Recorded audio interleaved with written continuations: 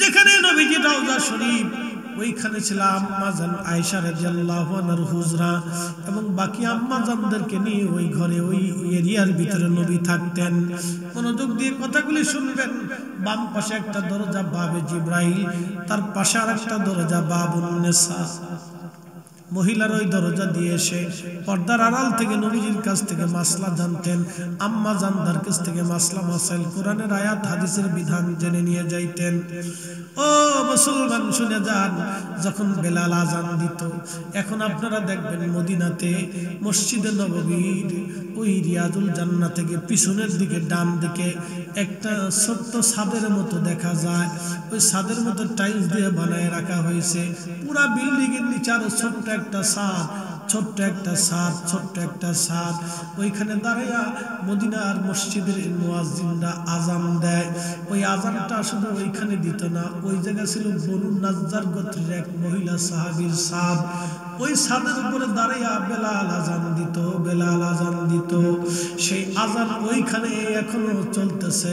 মসজিদে নববী যতদিন থাকবে ততদিন ওই আজান ওইখানেই নবীর মুয়াজ্জিনরা দিতে থাকবে। নবীর মসজিদের যত মুয়াজ্জিন আছে ওইখানে দাঁড়ায় দাঁড়ায় আজান দিবে, কিয়ামত পর্যন্ত ওইখানে দাঁড়ায় আজান চলবে। একবার জোরে বলবেন কি মারহাবা।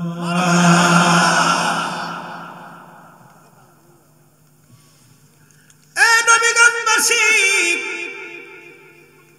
শুনিয়া যান বাবাজি, এত জায়গা হলো রিয়াজুল জান্নাহ, অন্য কোথাও হলো না। ওই জায়গাটা কেন রিয়াজুল জান্নাহ, দুনিয়ার জান্নাতের বাগান হলো? কারণ কি? ওই জায়গাকে নবী কেন জান্নাত ঘোষণা দিলেন? আল্লাহ কেন ওইখানটাকে মনোনীত করলেন? কারণ হুজরা শরীফ থেকে মিম্বার পর্যন্ত নবী যাইতেন আসতেন, যাইতেন আসতেন, যাইতেন আসতেন, যাইতেন আসতেন। আল্লাহর নবীর আসা যাওয়ার কারণে বারবার বারবার বারবার বারে বারে বারে বারে নবীর আসা যাওয়ার কারণে ওই জায়গাটাকে আল্লাহ জান্নাতের বাগান রিয়াজুল জান্নাহ বানাইছে। নবীর কারণে, নবীর কারণে, নবীর কারণে, নবীর কারণে। একটা জায়গা যদি রিয়াজুল জান্নাহ হয়, আমার দেশে যারা বুকে হাত বেঁধে নামাজ পড়ে ওরা কয় নবীর কবরকে কবর বলতে হবে, রওজা বলা হারাম। নবীর কবরকে রওজা বলা যাবে না। আরে নবীর কারণে দুনিয়ার একটা সাধারণ জায়গাটা রিয়াজুল জান্নাহ যদি হয়ে যায়, তাহলে আমার নবী যেখানে ঘুমায় এই জায়গাকে যারা জান্নাতের বাগান মনে করে না, রওজা মনে করে না। আমরা রব্বুল আলামিন চারটি পদার্থ দিয়ে আদম সফিউল্লাহর দেহটাকে আল্লাহ বানাইলেন। জান্নাতের ভিতরে সর্বপ্রথম মাটি দিয়ে খামির করলেন, তাসনিম নদীর পানি দিয়ে খামির করায় আমার রব জান্নাতের ভিতরে তার স্ট্রাকচার বানাইলেন। আল্লাহ নিজের হাতে সুন্দর করে আল্লাহ বয়াব দিলেন, লাকাদ খালাকনাল ইনসানা ফি আহসানি তাকওয়িম।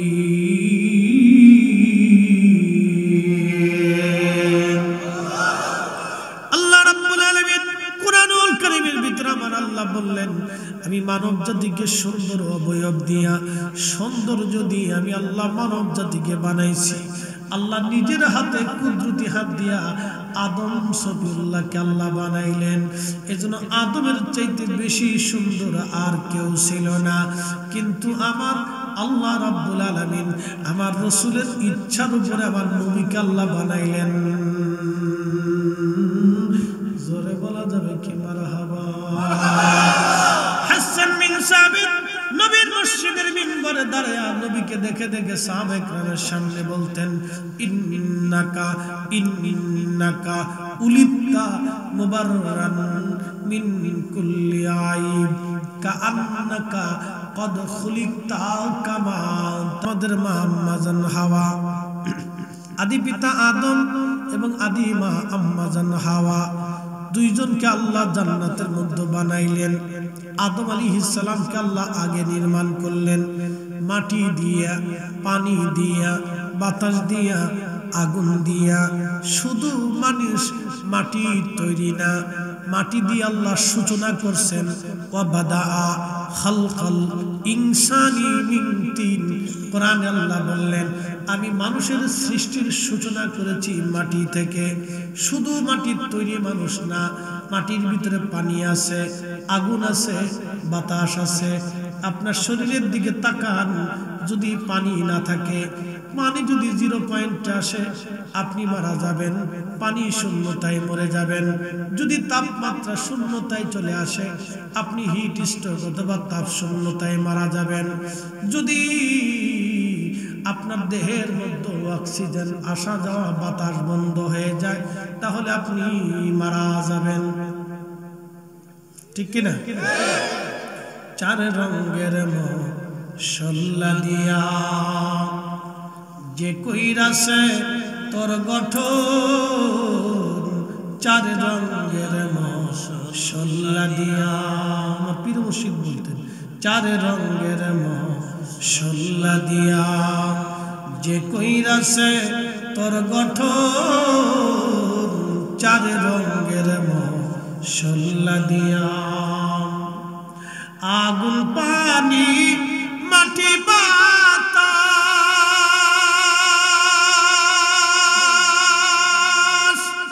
একই যোগে করিয়া প্রকাশ। আগুন, পানি, মাটি, বাতাস একই যোগে করিয়া প্রকাশ। ওরে দেখলি না তুই কইরা তালাশ, ওরে দেখলি না তুই কইরা তালাশ, কোন জায়গা সে মহাজন। 4 রঙের মশলা দিয়া, 4 রঙের মশলা দিয়া যে কইরাছে তোর গঠন, 4 রঙের মশলা দিয়া।